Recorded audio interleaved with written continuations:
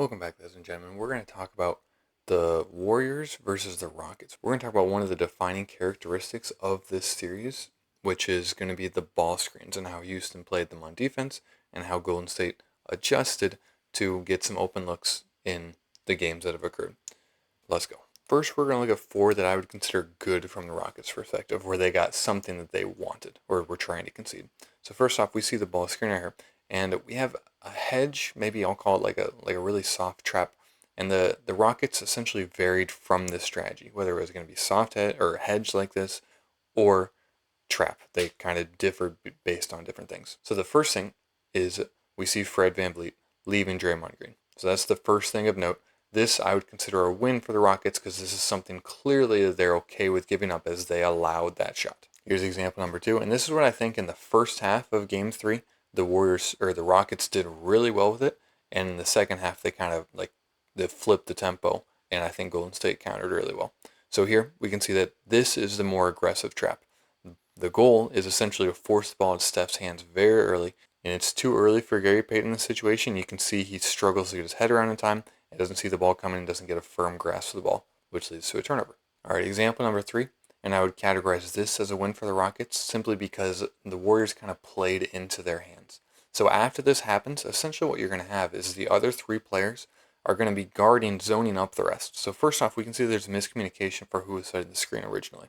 And that means we're going to have 2 Warriors players out here, both relative non-shooters, and they're essentially having no one out here guard them. There's 2 players on Steph, and these players are just being ignored. That's the first issue for Golden State.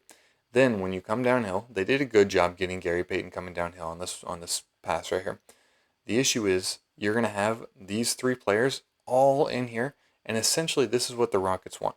They have length, they have athletic ability, they want some scrums on the inside where there's a mass of bodies and they're able to use their athletic ability to contest shots at the rim. And Quentin Post and Gary Payton just don't have the size and the length to beat them when it's a mess like that. So that is also a win for the Rockets. And the final example of the ball screen is the last thing, the other thing the Rockets want is they want players that aren't great passers making decisions for Golden State. Okay, so here, this is the aggressive trap. They're all on. They want the ball out of Steph's hands. Okay, Steph finds someone, makes a very tough pass to Buddy Hield. But if Buddy Hield's not catching and shooting, the Rockets are probably okay with this. If Buddy Hield is not known as a driver, not known as an electric passer, and they're okay with him making contested passes like this, that was close to a turnover, but Şengün was able to get a hand on. However, I really think the Warriors' discussion in halftime is what changed this game. So first off, the first thing I really like is you see very good spacing. You see Kuminga and Podziemski over here, both relative good shooters, Podziemski obviously being the better of them. Okay?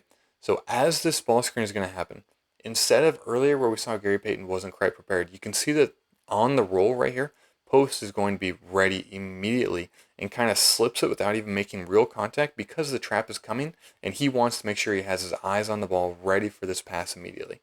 Okay, so he gets the pass and his first thought is going to be to attack downhill. Okay, so right now they know who the help is going to be. It's going to be Dillon Brooks. So Dillon Brooks is going to step up. That means if this defender doesn't get in front of Draymond, you're going to have an easy dunk. And obviously stayed glued. He should have been helping over, but that's an easy read for the Warriors.